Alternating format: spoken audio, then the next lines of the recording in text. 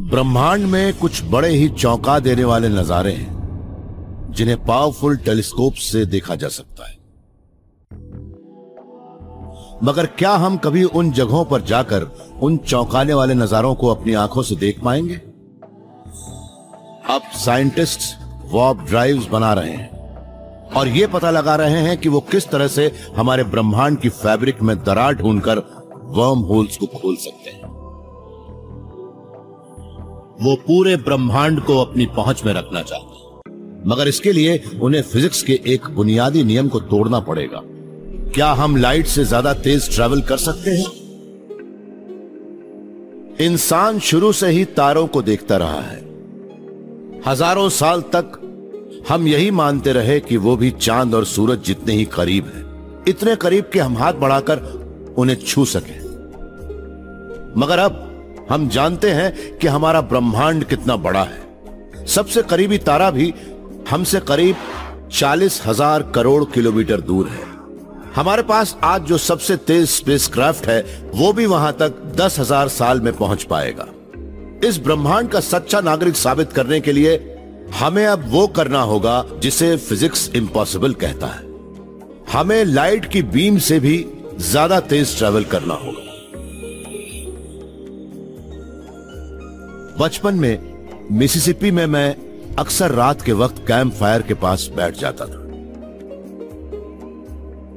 घंटों आग की नाचती लपटों को देखता रहता, सोचता ये रोशनी किस चीज की बनी है। मैं सोचता कि वो एक पल को तो सॉलिड नजर आती है, फिर अचानक गायब कैसे हो जाती है। Sean Carroll California Institute of Technology में एक थियोरेटिकल फिजिसिस्ट है। ये भी लाइट के रहस्यमय स्वभाव को देखकर दंग है। लाइट की स्पीड है 2,97,600 किलोमीटर पर सेकंड या 107 करोड़ किलोमीटर। लाइट की स्पीड से ज्यादा तेज कुछ भी नहीं है। सच कहें तो ये ब्रह्मांड में हर चीज की मैक्सिमम स्पीड लिमिट है। लाइट आवाज से 10 लाख गुना ज्यादा तेजी से ट्रेवल करती है। वो इतनी तेज होती है कि सिर्फ 1 सेकंड में पृथ्वी का 7 चक्कर लगा ले। जब मैं कार से लाइट की एक बीम छोड़ता हूं तो उसकी टोटल वेलोसिटी हमेशा लाइट की स्पीड होती है। लाइट उसी स्पीड से बढ़ती नजर आएगी, भले ही मेरी कार की स्पीड कुछ भी हो। हम लाइट की स्पीड को कार की स्पीड से नहीं जोड़ सकते। लाइट की स्पीड तो हमेशा लाइट की स्पीड ही रहेगी। लाइट के आगे बढ़ने के इन अनोखे नियमों की वजह से ही एल्बर्ट आइंस्टाइन को ब्रह्मांड के बुनियादी नियम फिर से देखने पड़े थे। उन्हें लगा कि स्पेस एंड टाइम ना तो फिक्स्ड है, ना ही एब्सोल्यूट, बल्कि वो कनेक्टेड और रिलेटिव है। दिमाग में यह बात आते ही उन्होंने इतिहास का सबसे मशहूर इक्वेशन दिया, E=mc²। टाइम एंड स्पेस असल में स्पेस टाइम नाम की चीज का एक अंडरलाइंग हिस्सा है। आप किस तरह से स्पेस टाइम को टाइम एंड स्पेस में बांटते हैं ये आपके मूव करने पे डिपेंड करता है। इसी वजह से इसके बारे में जब आइंस्टाइन को लगा कि टाइम और स्पेस एक ही चीज है, तब उन्होंने मान लिया कि एनर्जी और मास भी एक ही है। E=mc² का मतलब है कि हम एक रॉकेट में जितनी एनर्जी डालते हैं उसका मास भी उतना ही बढ़ता जाता है। जितना बड़ा होगा उसे उड़ाना भी उतना ही मुश्किल होगा। उसे लाइट की स्पीड पर उड़ा पाना तो नामुमकिन है, क्योंकि तब रॉकेट बहुत ही बड़ा हो जाएगा। जैसे जैसे आप लाइट की स्पीड के करीब पहुंचते जाएंगे वो एनर्जी भी बढ़ती जाएगी। अगर आप वाकई लाइट की स्पीड पर जाना चाहते हैं तो उसके लिए उस स्पीड पर एक्सेलरेट करने के लिए आपको इन्फिनिट एनर्जी की जरूरत पड़ेगी। मगर आपको एनर्जी भले ही मिल जाए पर आप उस स्पीड तक कभी नहीं पहुंच पाएंगे। रिलेटिविटी की वजह से लाइट हमारी दोस्त भी है और दुश्मन भी। उसकी बेहद तेज स्पीड की वजह से हम पृथ्वी के 2 कोनों पर भी करीब करीब फौरन ही कम्युनिकेट कर सकते हैं। मगर चूंकि हम लाइट से ज्यादा तेजी से मूव नहीं कर सकते, इसलिए हम अपने सोलर सिस्टम में उन तारों तक कभी पहुंच ही नहीं सकते जो हमसे काफी दूर है। मगर ये साहब मानते हैं कि ये हमें इस कॉस्मिक जेल से बाहर निकाल सकते हैं। ये मानते हैं कि इन्होंने आइंस्टाइन के नियमों को मोड़ने का उपाय ढूंढ लिया है, जिससे अब हम तारों तक पहुंच सकते हैं।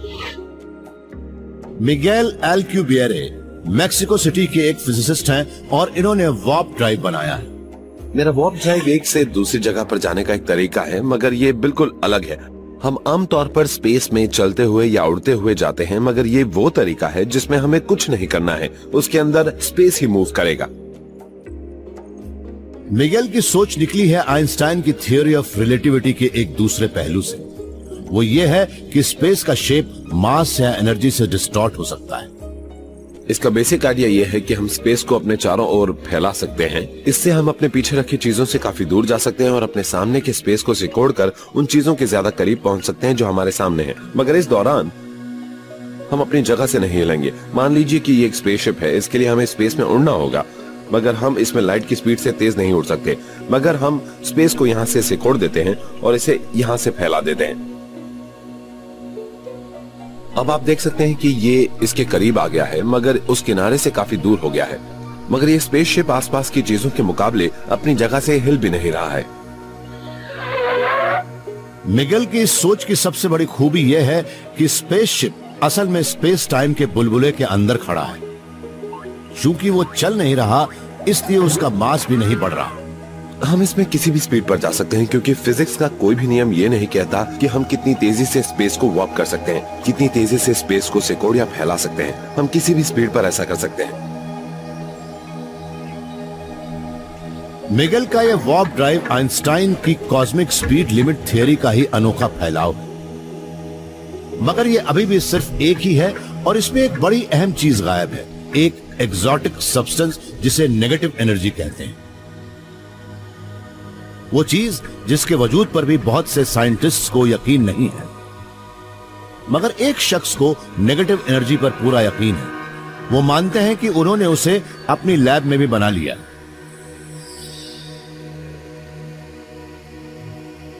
Warp drive. यह बात भले ही साइंस फिक्शन की लगती हो, मगर ब्रह्मांड में स्पेस के एक वॉर्पिंग बबल में सर्फिंग करने के बाद आइंस्टाइन को भी सही लगती। मगर इसमें एक कमी है। एक वॉर्प ड्राइव सिर्फ एक मिस्टीरियस पावर सोर्स से ही काम कर सकता है, नेगेटिव एनर्जी से। आज ज्यादातर हर साइंटिस्ट यही मानते हैं कि यह सिर्फ एक थियोरेटिकल कॉन्सेप्ट है जो साबित नहीं हो सका है।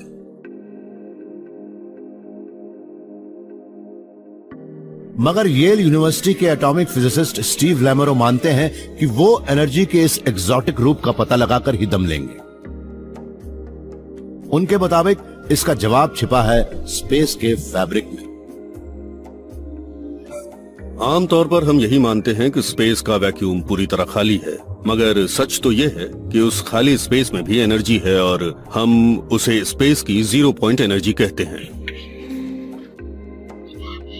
क्वांटम मैकेनिक्स की थ्योरी तो यही कहती है कि वो खाली स्पेस असल में एनर्जी माइक्रोस्कोपिक पल्सेस से लगातार चमकता रहता है, क्योंकि उसमें पार्टिकल्स लगातार बनते और खत्म होते रहते हैं। ऐसे में नेगेटिव एनर्जी बनाने के लिए हमें इस कांस्टेंट चैटर को दबाने का कोई उपाय सोचना होगा।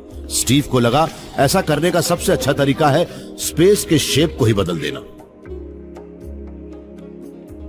मैं एक उदाहरण देकर समझाता हूँ। मान लीजिए कि एक उफनते समंदर में दो जहाज चल रहे हैं, तो एक जहाज से टकराकर लहरें लौटती हैं और दूसरे जहाज के साथ भी यही होता है।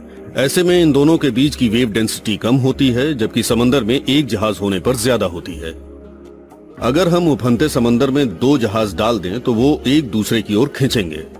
स्टीव का तर्क है कि अगर हम उफनते समंदर में चलते दो जहाजों के बीच की जगह की तरह खाली स्पेस का दायरा भी कम कर दें, तो चमकने वाली कुछ जीरो पॉइंट एनर्जी उसके अंदर नहीं समा पाएगी। फिर उस खाली स्पेस की उस तंग जगह के बाहर की एनर्जी बढ़ेगी और वो उसे सिकुड़ने पर मजबूर करेगी। वो फोर्स इन नेगेटिव एनर्जी की पहचान होगा। स्टीव ने उसे अपनी लैब में बनाने का फैसला किया।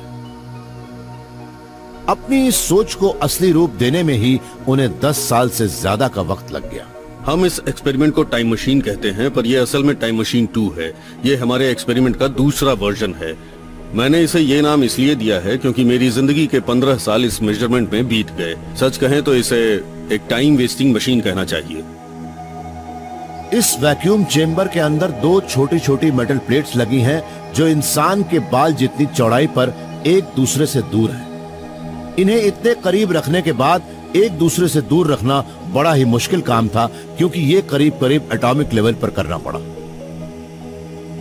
खाली स्पेस का 0 पॉइंट फ्लक्चुएशन भी उन दो प्लेट्स के बीच नहीं आ पाएगा, इसलिए जब हम इन दो प्लेट्स को करीब लाते हैं तब इनके बीच इन प्लेट्स के बाहर के मुकाबले बहुत कम फ्लक्चुएशन होता है।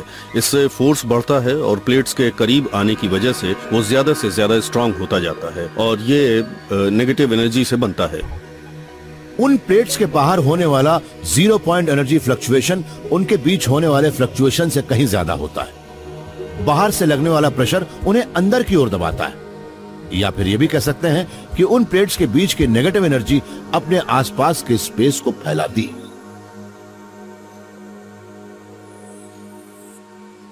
स्टीव इतने साल की कड़ी मेहनत के बाद दुनिया के पहले इंसान बन गए हैं जिसने नेगेटिव एनर्जी से पैदा होने वाले फोर्स को मेजर किया है, मगर उन्हें उसकी जो मात्रा मिली है वो बहुत कम है। वो फोर्स पृथ्वी की ग्रेविटेशनल फील्ड में एक रेड ब्लड सेल के वजन के बराबर था।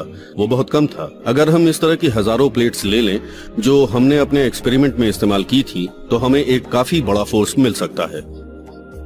स्टीव की ये खोज भले ही वार्प ड्राइव की ओर एक छोटा सा कदम हो, पर इससे यह तो साबित हो गया है कि मिगेल अल्कुबेरी की वार्प ड्राइव थियरी फिजिक्स के नियमों को नहीं तोड़ती है। एक वार्प स्पेस के लिए जरूरी और वार्प ड्राइव को चलाने वाली एनर्जी का वजूद तो है, साथ ही उन्होंने एक और चीज के रास्ते भी खोल दिए, एक वर्म होल के, जो स्पेस की फैब्रिक में बनी एक दरार है। अगर एक थियोरेटिकल ऑब्जेक्ट वाकई है तो हो सकता है कि हम उस दरार से एक बार अंदर जाएं और फिर ब्रह्मांड के पार जाकर ही बाहर निकलें। मगर क्या वर्म होल्स वाकई साइंस फिक्शन फैंटेसी से बाहर भी होते हैं? अगर वो हैं तो हमें कैसे पता लगेगा कि वो हमें कहां ले जाने वाले हैं? अब एक फिजिसिस्ट ने इन अनोखे पोर्टल्स में जाने की हिम्मत दिखाई है जो एक वर्म होल के बीच से रास्ता बनाना चाहते हैं। हमने वर्म होल्स के बारे में सुना तो है, ये वो कॉस्मिक शॉर्टकट्स हैं जो एलियन वर्ल्ड्स को हमारे दरवाजे तक ला पहुंचाते हैं, मगर हम उसे कैसे बना सकते हैं? हम उनका इस्तेमाल कैसे कर सकते हैं? एक वर्म होल में सफर करने के लिए एक्सोटिक टेक्नोलॉजी चाहिए और साथ ही एक अनजान इलाके में घुसने की हिम्मत भी। हमारी पृथ्वी पर गलियारों का जाल सा बिछा है। हम अक्सर विशाल पहाड़ों के बीच बनी मजबूत सुरंगों के बीच से आते जाते हैं। हम एक मजबूत सुरंग के अंदर जा रहे हैं। देखकर ही लग रहा है कि ये कंक्रीट और रीइंफोर्स स्टील की बनी है। ये कहीं आने जाने का एक बहुत ही भरोसेमंद रास्ता है। मैं अपनी कार से इसे पार कर सकता हूँ। मुझे ये भी मालूम होगा कि मेरे आसपास क्या हो रहा है। फिजिसिस्ट स्टीफन शू को स्टेबिलिटी और इंस्टेबिलिटी के कॉन्सेप्ट से काफी फैसिनेशन है। बात चाहे स्टॉक मार्केट की हो या रियल एस्टेट वैल्यूज की हो या फिर स्पेस टाइम वर्म होल्स की। जब हम किसी खास सिस्टम को देखते हैं तो हम फिजिक्स के लिहाज से एक बड़ी सी फंडामेंटल प्रॉपर्टी को जरूर देखते हैं कि वो सिस्टम स्टेबल है या नहीं। इसका एक मामूली सा उदाहरण है ये पेन, जो इस तरह से बैलेंस्ड है। अगर ये सही तरीके से बैलेंस्ड है तो कोई परेशानी नहीं होती, लेकिन हल्का सा भी झटका लगता है तो ये बिल्कुल अलग स्थिति में चला जाता है। इसके बाद हमने ये सोचा कि क्या हम एक ऐसा वर्म होल बना सकते हैं जिसमें ऐसी खूबियां हो कि हम उसके बिहेवियर का अंदाजा लगा सके और वो पूरी तरह से स्टेबल भी हो। ये दो ऐसी खूबियां हैं जो एक वर्म होल में होनी ही चाहिए। इन वर्म होल्स को बनाने की शुरुआत भी हुई आइंस्टाइन की थियरी ऑफ रिलेटिविटी से, जिससे पता लगता है कि हम स्पेस को किस तरह से एक फ्लेक्सिबल शीट की तरह आसानी से अपनी मर्जी से मोड़ सकते हैं। आप कागज की एक शीट ले लीजिए और ये मान लीजिए कि आप इसके ऊपर घूम रही इस चींटी जैसे हैं। अगर आपको यहाँ से यहाँ तक जाना हो तो आपको यहाँ से यहाँ तक चलना पड़ेगा, लेकिन अगर इस पेपर को मोड़ दिया जाए तो फिर इसे इसके ऊपर इस तरह से चलना पड़ेगा। लेकिन अगर हम ये मान लें कि इससे एक ट्यूब भी जुड़ी है तो ये चींटी उसके जरिए यहां से यहां तक आसानी से आ सकती है। एक साइंस फिक्शन में तो वर्म होल्स वो रास्ते होते हैं जिनसे कोई स्टारशिप गुजर सकता है, मगर वो 2 डायमेंशनल रेंडरिंग वर्म होल्स के असली आर्किटेक्चर पर अपनी चमक बिखेरते हैं। अब इस 2 डायमेंशनल उदाहरण में हम देख सकते हैं कि इस स्ट्रॉ का मुंह सिर्फ एक गोल मुहाना है लेकिन क्योंकि हम एक 3 डायमेंशनल दुनिया में रहते हैं, इसलिए एक वर्म होल का मुंह शायद एक बुलबुले के इंटीरियर जैसा ही होगा।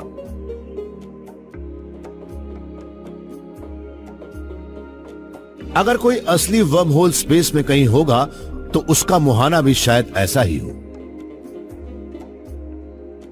मगर स्टीफन तो यह सोच रहे हैं कि क्या हम उसकी नकल बना सकते हैं। एक कॉस्मिक इंजीनियर पहले तो 2 मुंह बनाएगा, फिर उन्हें आपस में जोड़ देगा। फिर वो एक मुंह को कई लाइट ईयर्स दूर खींच ले जाएगा।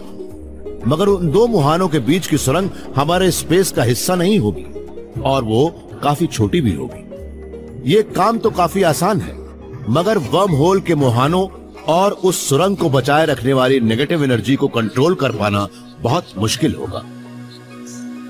एक वर्म होल को स्टेबलाइज कर पाना काफी मुश्किल काम है।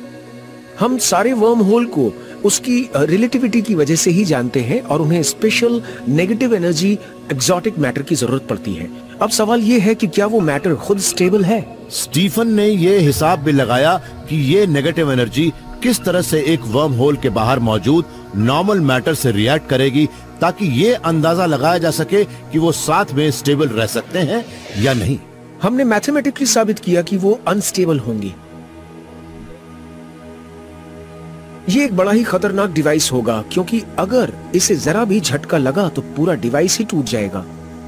अगर मैंने उसे एक अनस्टेबल वर्म होल में डाला तो वही हालत होगी जो इस बुलबुले में अपनी उंगली डालने पर होती है, वो फट जाएगा।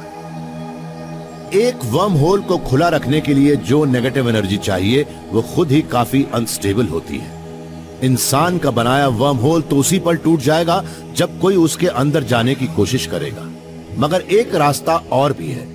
हम अपने बनाए कॉस्मिक शॉर्टकट्स का इस्तेमाल नहीं करें, बल्कि उन माइक्रोस्कोपिक शॉर्टकट्स को ढूंढें जो हमारे आसपास छिपे हुए हैं। जिस तरह से खाली स्पेस में एनर्जी के माइक्रोस्कोपिक पल्सेस भरे होते हैं, उसी तरह से कुछ थियरिस्ट्स मानते हैं कि वहां पर ऐसे माइक्रोस्कोपिक होल्स भी होंगे। हो सकता है कि बिग बैंग के बचे हुए कुछ क्वांटम वर्म होल्स हो, या फिर थोड़ी थोड़ी दूरी पर वहाँ हल्के फ्लक्चुएशंस हो, जहाँ स्पेस टाइम बड़े ही अनोखे तरीके से एक दूसरे से जुड़ते हैं। वो एक क्वांटम वर्म होल हो सकता है।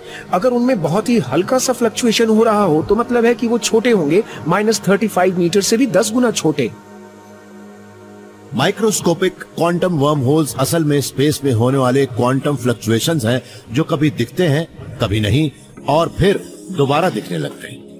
चूंकि हमें उनके पोर्टल्स नहीं बनाने हैं, इसलिए स्टीफन को लगता है कि उनके अंदर जाने में खतरा नहीं होगा।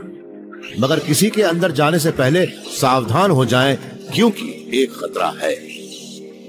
क्वांटम मैकेनिकल चीजें बड़ी ही फजी होती हैं, वो बड़ी ही रैंडम और अनप्रेडिक्टेबल होती हैं। इसलिए अगर हम किसी क्वांटम वर्म होल के अंदर जाते हैं तो हो सकता है कि हमें तेज झटके लगे और हमें ये भी पता न लग पाए कि हम कहाँ निकले। हम किसी ऐसी सुरंग में तो हरगिज नहीं जाना चाहेंगे जो हमें पैसिफिक ओशन के नीचे ले जाए या किसी पहाड़ की चोटी पर पहुंचा दे। क्वांटम वर्म होल्स के आने का कोई तय समय नहीं होता और मंजिल भी अनजान होती है। हम किसी भी जगह किसी भी वक्त पर पहुंच सकते हैं। एक वर्म होल के अंदर लाइट से तेज स्पीड पर जाना बेहद खतरनाक हो सकता है। हमें खतरों का सामना करने के लिए तैयार रहना होगा, मगर एक सावधान मुसाफिर के लिए एक सुरक्षित तरीका भी हो सकता है। जरा सोचिए, अगर आप यहां से वहां तक बिना चले ही पहुंच जाएं तो? वैसे तो इंसान का तारों तक पहुंचने का पहला सफर अभी काफी दूर है। हमें वर्म होल्स और वार्प ड्राइव्स की टेक्नोलॉजी में माहिर होने में कम से कम 100 साल और लगेंगे। मगर ब्रह्मांड की सैर करने का एक और तरीका है। हम अपने शरीर को इंफॉर्मेशन में बदल सकते हैं, और वो इंफॉर्मेशन हम एक से दूसरी जगह पर लाइट की स्पीड से भेज सकते हैं। क्रिस मनरो और स्टीव ओमशेंक यूनिवर्सिटी ऑफ मैरीलैंड में क्वांटम फिजिसिस्ट्स हैं। ये टेलीपोर्टेशन के पायनियर्स हैं। इनका काम है 2 अलग अलग जगहों पर होने वाली घटनाओं को जोड़ना, जिनका आमतौर पर आपस में कोई कनेक्शन नहीं होता। हम एक मामूली सा एक्सपेरिमेंट करने जा रहे हैं इन स्टैंडर्ड कॉइन्स से, जिससे आपको दिखा सके कि अलग अलग कॉइन्स और 2 कॉइन्स के बीच रैंडमनेस होती है। चलो शुरू करते हैं, उछालो। Heads, tales, tales. आप भी देख सकते हैं कि 2 अलग अलग रेगुलर कॉइन से भी हमें उनके बीच बिल्कुल रैंडम रिजल्ट्स मिलते हैं। अगर क्रिस और स्टीव 2 कॉइन्स को हर बार एक ही तरफ से गिराने में कामयाब हो गए तो मतलब होगा कि एक कॉइन पर इंफॉर्मेशन टेलीपोर्ट करने में कामयाब हो गए हैं, वो चाहे हेड्स हो या टेल्स, और जगह ये हो या वो। ये तब एक बड़े ही अनोखे इफेक्ट क्वांटम एंटेंगलमेंट का इस्तेमाल कर सकते हैं जो 2 माइक्रोस्कोपिक ऑब्जेक्ट्स के बीच एक लिंक बना सकता है। जब कोई बम फटता है और उससे 2 श्रापनल निकलते हैं तो वो दोनों अपने अपने हिसाब से कहीं जाते हैं, एक दूसरे से बेअसर। अब मान लीजिए कि वो बम एक सब एटॉमिक वर्ल्ड है, उससे पार्टिकल्स के 2 श्रापनल निकलते हैं, मगर यहाँ क्वांटम एंटेंगलमेंट की वजह से एक टुकड़ा उसी तरफ जाता है जहां दूसरा। अगर एक टुकड़ा क्लॉकवाइज घूम रहा है तो हम कोशिश कर सकते हैं कि दूसरा काउंटर क्लॉकवाइज घूमे। अगर स्टीव और क्रिस के कॉइन्स एंटेंगल्ड हों तो जब स्टीव हेड्स टॉस करते हैं तब क्रिस टेल्स टॉस करेंगे। अगर स्टीव टेल्स टॉस करते हैं तो क्रिस हेड्स टॉस करेंगे। तो भले ही कॉइन एक तरफ से गिर रहा है और ये पूरी तरह से रैंडम भी है, मगर इनके बीच एक कोरिलेशन है और वही है एंटेंगलमेंट्स का डिफाइनिंग फीचर।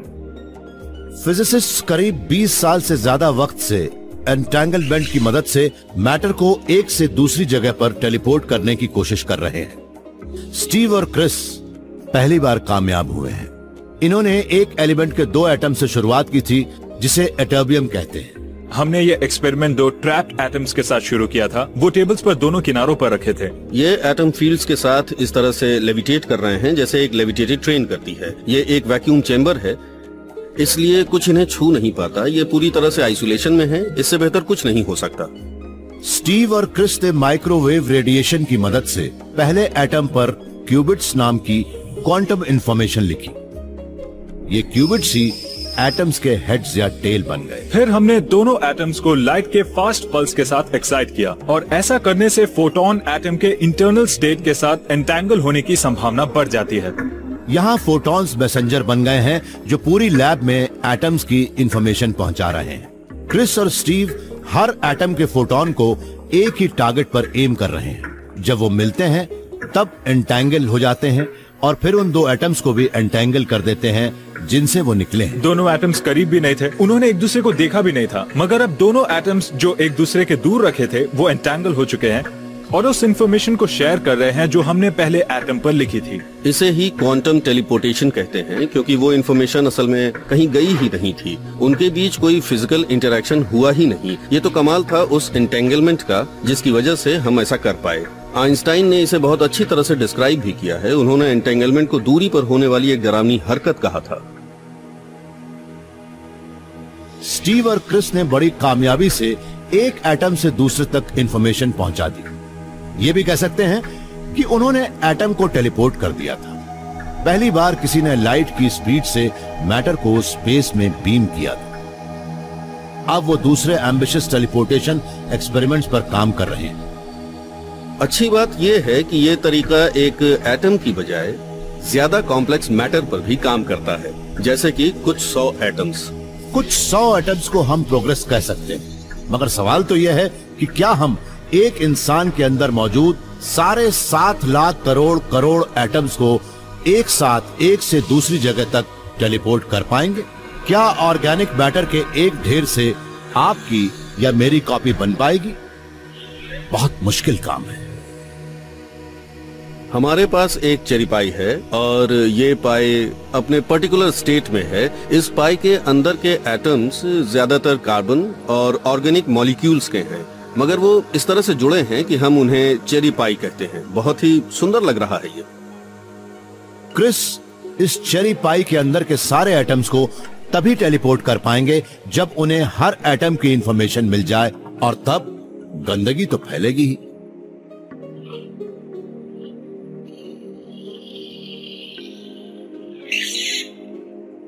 यहाँ मौजूद हर एटम उस चेरी पाई का रिप्रेजेंटेटिव है, मगर अब ये चरिपाई नहीं लग रही। वजह यह है कि एटम्स सही तरीके से अरेंज्ड नहीं हैं। इस प्लेट में करोड़ों करोड़ करोड़ एटम्स हैं। अब आप अंदाजा लगाइए कि वो करोड़ों करोड़ करोड़ एटम्स किस तरह अरेंज्ड थे। वो संख्या इतनी बड़ी होगी कि उसे लिखने के लिए हमारा पूरा ब्रह्मांड भी छोटा पड़ जाएगा।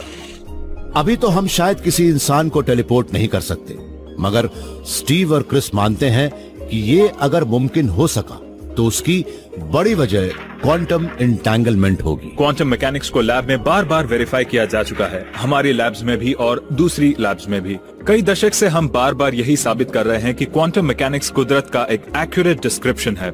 अगर हम क्वांटम मैकेनिकल टेलीपोर्टेशन करना चाहते हैं तो हमें क्वांटम मैकेनिक्स को भी शामिल करना होगा। मैं तो यही कहूंगा कि अगर ऑब्जेक्ट्स को टेलीपोर्ट करने की क्वांटम मैकेनिक्स के अलावा भी कोई थियरी है तो हम उसके बारे में नहीं जानते। हम आज भी लाइट की बीम की तरह एक से दूसरे तारे तक जाने से काफी दूर हैं। लेकिन हम लाइट के बारे में जो भी जानते हैं वो सब अगर गलत हो तो ये साइंटिस्ट तो फिजिक्स के नियमों को ही उल्टा कर रहा है।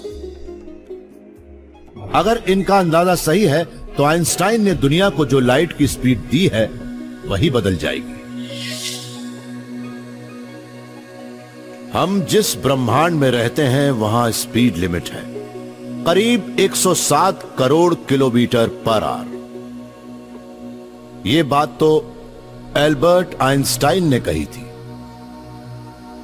लेकिन अगर आइंस्टाइन ही गलत हो तो जॉन वेब ने कुछ और सोच रखा है। ये ब्रह्मांड के नियमों को फिर से लिखना चाहते हैं और शुरुआत कर रहे हैं बारकोड से।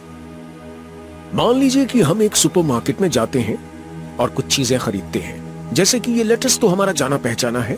इस लेटस पर भी काफी इंफॉर्मेशन लिखी है, सब कुछ इसके पैकेट पर लिखा है। हम ये तो देख सकते हैं कि कुछ लिखा है, मगर वो सब इनकोडेड है और उसे वो लेजर ही पढ़ सकता है जो इसे स्कैन करने वाला है। जब कैशियर इसे स्कैन करता है तब वो लेजर बीम इस काली लाइंस के बीच के सफेद गैप्स को पढ़ती है और हमें इसकी कीमत पता लग जाती है। एक बारकोड के अंदर काफी इंफॉर्मेशन जमा होती है। John University of New South Wales में एक एस्ट्रोफिजिसिस्ट है। ये जिन बारकोड्स को पढ़ते हैं वो लेटेस्ट के किसी पैकेट पर नहीं बने, बल्कि दूर की गैलेक्सीज से आने वाली लाइट में छिपे। अगर उन गैलेक्सीज से आने वाली लाइट को एक रेनबो में बांट दिया जाए तो हम देखेंगे कि उसमें कई रंग गायब हैं। इन डार्क बैंड्स को स्पेक्ट्रल लाइंस कहते हैं और ये इंटरस्टेलर गैस के बादलों के कुछ केमिकल एलिमेंट से बनते हैं जो स्टारलाइट की कुछ खास फ्रीक्वेंसीज को एब्जॉर्ब कर लेते हैं। हमें इन स्पेक्ट्रल लाइंस से बहुत कुछ पता लग सकता है। उनकी पोजीशन से हम उन एलिमेंट्स को पहचान सकते हैं जिनकी वो खास फ्रीक्वेंसीज होती हैं। इससे हमें पता लग सकता है कि उसमें हाइड्रोजन, हीलियम या कोई और एलिमेंट है या नहीं। मगर जॉन ने यह भी देखा कि इन स्टारलाइट बारकोड से इन्हें इससे भी ज्यादा अहम बातें पता लग सकती हैं कि तारे किस चीज से बने। इनकी मदद से ब्रह्मांड के एक सबसे फंडामेंटल कांस्टेंट की झलक भी देख सकते थे, इलेक्ट्रोमैग्नेटिक फोर्स की ताकत को। फिजिक्स के मुताबिक हर फोर्स का एक पार्टिकल होता है जो उसे ढोता है। इलेक्ट्रोमैग्नेटिक फोर्स को लाइट या फोटॉन्स ढोते हैं।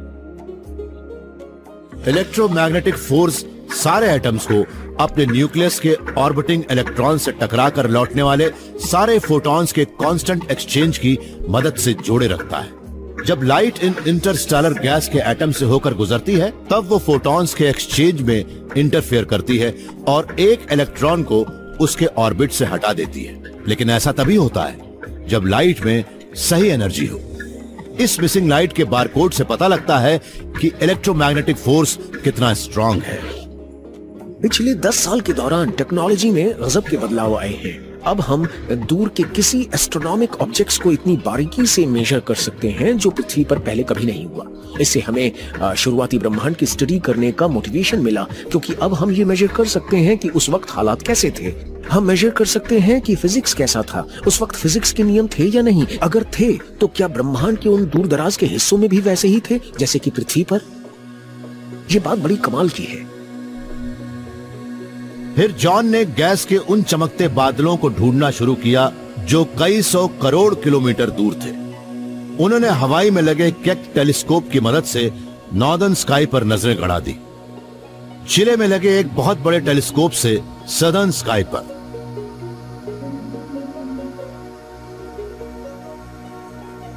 जब उन्होंने बार कोड्स को देखा तो उन्हें वो मिला जिसके बारे में सोचा भी नहीं था। अगर हम पृथ्वी पर बनी अपनी लेबोरेटरी से गैस के बादल को देखते हैं तो वो ऐसा नजर आता है, और जब हम इसे सदर्न हेमिस्फीयर में देखते हैं तो वो थोड़ा अलग होता है। ये लाइन स्पेक्ट्रम के लाल किनारे की ओर खिसक गई है और ये वाली लाइन स्पेक्ट्रम के नीले किनारे की ओर। इन स्पेक्ट्रल लाइंस की रिलेटिव स्पेसिंग में थोड़ा बदलाव है। ये सदर्न हेमिस्फीयर में थोड़ी अलग दिखती है।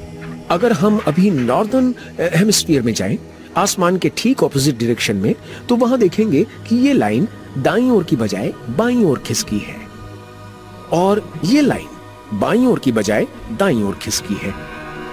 इससे ये पैटर्न बिल्कुल अलग नजर आता है। ये वैसा ही होता है जैसे नशे में हम सुपरमार्केट में बार कोड देखें तो उसका पैटर्न थोड़ा अलग नजर आता है। इन बार कोड्स में इस तरह की शिफ्टिंग सिर्फ एक वजह से हो सकती है, वो जो नामुमकिन सी लगती है, फिजिक्स के एक बुनियादी नियम में बदलाव। जब हमने पहली बार उन नतीजों को देखा तो हमें भी लगा कि ऐसा नहीं हो सकता। हमने देखा कि जब हम आसमान के एक हिस्से में देखते हैं तब जैसे जैसे उसकी दूरी हमसे बढ़ती जाती है, उसके इलेक्ट्रोमैग्नेटिक फोर्स की स्ट्रेंथ भी कम होती जाती है। मगर आसमान के दूसरे हिस्से में इसका ठीक उल्टा होता है। जैसे जैसे हम दूर जाते हैं, इलेक्ट्रोमैग्नेटिज्म की स्ट्रेंथ वैसे वैसे बढ़ती जाती है। इलेक्ट्रोमैग्नेटिज्म वो फोर्स है जो लाइट से ट्रांसमिट होती है। ऐसे में अगर इलेक्ट्रोमैग्नेटिज्म की स्ट्रेंथ ही कांस्टेंट नहीं है तो मतलब है कि लाइट की प्रॉपर्टीज भी बदल रही हैं। अगर जॉन वेब सही है तो जाहिर है कि इन्होंने ब्रह्मांड के एक बुनियादी नियम को पलट दिया है। अगर उन इक्वेशंस में फिजिक्स के नियम एक बार अलग अलग होने लगे तब उन्हें फिर से लिखना पड़ेगा। तब हमें फिजिक्स के कुछ बुनियादी नियमों को दोबारा लिखना होगा नए सिरे से।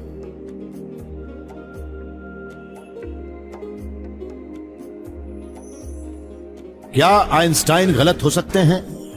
क्या ब्रह्मांड के अलग अलग हिस्सों में लाइट की स्पीड अलग अलग है? दुनिया के दूसरे छोर पर एक कॉस्मोलॉजिस्ट मानते हैं कि हां, ये सही है।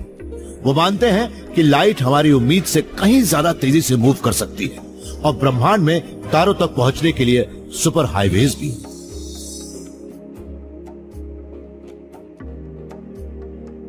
जब स्पेस एज शुरू हुई थी तब सही जानकारी पर सबसे ज्यादा जोर दिया गया। तारों पर जाने वाले पहले इंसानों को भी यही करना पड़ा। वो एक बिल्कुल अनजान जगह पर जा रहे थे और शायद ये पहली बार हुआ कि उनकी स्पीड लाइट से भी ज्यादा तेज थी। थियोरेटिकल फिजिसिस्ट जोआओ मगेजो मानते हैं कि हमारे ब्रह्मांड में कई इलाके ऐसे हैं जहां लाइट से ज्यादा तेज स्पीड पर जाया जा सकता है। इसके लिए उन्होंने अपनी ये रेडिकल थियरी दी, क्योंकि इसके बिना वो ये नहीं समझा सकते थे कि ब्रह्मांड कैसा है। जब हम ब्रह्मांड को देखते हैं तो हर डायरेक्शन में सब कुछ एक जैसा नजर आता है। यह एक बड़ी समस्या है क्योंकि जब यह ब्रह्मांड बना था तब लाइट के आने जाने के लिए ज्यादा जगह ही नहीं थी, न वो ब्रह्मांड की खूबियां ही दिखा सकती थी, और इसे हम होमोजेनाइटी प्रॉब्लम कहते हैं। होमोजेनिटी प्रॉब्लम ये कहना सारी गैलेक्सीज और सारा मैटर पूरे ब्रह्मांड में फैला है, भले ही हम कहीं भी देखें, मगर ये कॉस्मोलॉजी की एक बहुत बड़ी पहेली है। समस्या ये है कि साइंटिस्ट्स ये नहीं मानते कि बिग बैंग के बाद मैटर को इतना वक्त मिला था कि वो पूरे ब्रह्मांड में बराबरी से फैल जाए। मान लीजिए कि बिग बैंग एक बड़ी पार्टी जैसा था। जैसे ही पार्टी शुरू हुई सबको एक जैसी वाइन का गिलास मिल गया, मगर एक वेट्रेस को इतना वक्त कैसे मिला कि उसने सबको इतनी जल्दी वाइन का गिलास दे दिया? अगर वो लाइट की स्पीड से भी भागती है तभी उसे इतना वक्त नहीं मिलेगा कि वो बिग बैंग के ब्रह्मांड की तरह सबके बिखरने से पहले सबके पास पहुंच जाए। ज्यादातर साइंटिस्ट इस समस्या को कॉस्मिक इन्फ्लेशन की थियरी से हल करते हैं। वो कहते हैं कि शुरुआत में तो कमरा काफी देर के लिए छोटा रहा, जिससे वेट्रेस को सबको ग्लास देने में देर नहीं लगी। फिर एक रहस्यमय मैग्नीफाइंग फोर्स ने कमरे को बड़ी तेजी से फैलाना शुरू किया। सबको ड्रिंक मिल गई और वेट्रेस को ज्यादा मेहनत भी नहीं करनी पड़ी। कॉस्मिक इन्फ्लेशन के मुताबिक ब्रह्मांड जब बना था तब वो एक पिन के सिरे जितना छोटा था और सारी एनर्जी वहीं कॉन्सेंट्रेट हो रही थी। फिर शुरुआती ब्रह्मांड सेकंड के करोड़ करोड़ करोड़ करोड़वें भाग में दुगना हो गया और फिर लगातार बढ़ता ही चला गया। उस वक्त जो इनिशियल स्मूथनेस थी वो काफी दूर दूर तक फैली और उसे ही हम आज देख रहे हैं। मगर इन्फ्लेशन को साबित ही किया जा सका है। युवाओं के पास इसका एक ऑल्टरनेटिव भी है, एक ऐसी चैलेंजिंग थियरी जो शायद ब्रह्मांड को हमारे बेहद करीब ला दे। अगर हम ब्रह्मांड के फैलने के रेट को बदलने की बजाय स्पीड लिमिट को, लाइट की स्पीड को ही बदल दें, तब क्या होगा? इसे ही हम varying speed of light theory कहते हैं।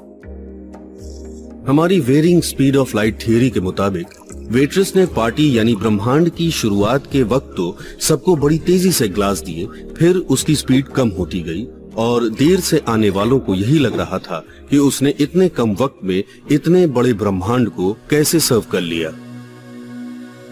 युवाओं की थियरी भी होमोजेनाइटी प्रॉब्लम को उसी तरह से हल करती है जैसे कि कॉस्मिक इन्फ्लेशन, मगर यह भी आइंस्टाइन की सबसे बड़े नियम पर सवाल खड़े करती है।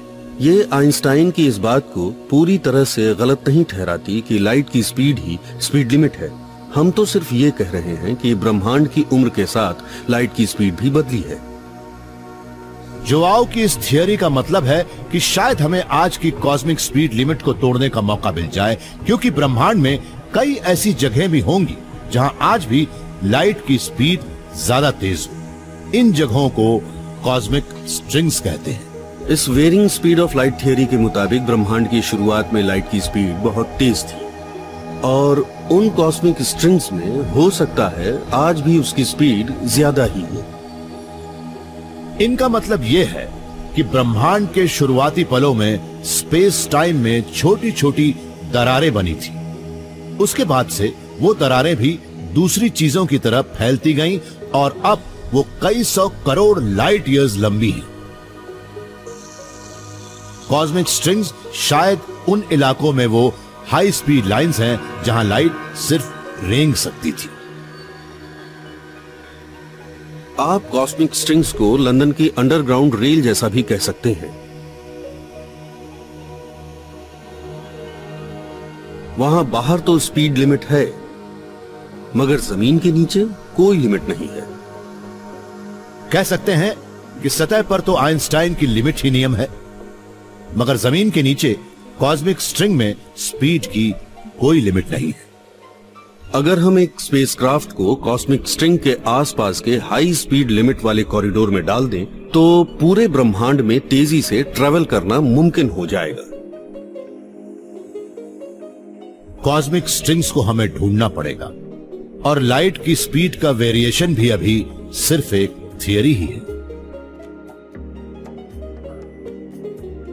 मगर अब धीरे धीरे जोआओ मगेजो और जॉन वेब जैसे साइंटिस्ट्स आइंस्टाइन की कॉस्मिक स्पीड लिमिट पर सवाल खड़े करने लगे। आप शायद ये सोच रहे हो कि अगर वो स्पीड ब्रह्मांड में जगह जगह बदलती है तो क्या होगा, या कहीं वो शुरुआती ब्रह्मांड में अलग तो नहीं थी। अगर लाइट की स्पीड बदल रही है तो कहीं फिजिक्स की कुछ बातें आज के मुकाबले शुरुआती ब्रह्मांड में अलग तो नहीं थी। दुनिया भर के साइंटिस्ट्स आज नई टेक्नोलॉजीज को टेस्ट कर रहे हैं और फिजिक्स की गहराइयों में जाकर ब्रह्मांड के नए नियमों की खोज कर रहे हैं, ताकि हम पृथ्वी नाम के इस टापू से दूर जा सकें।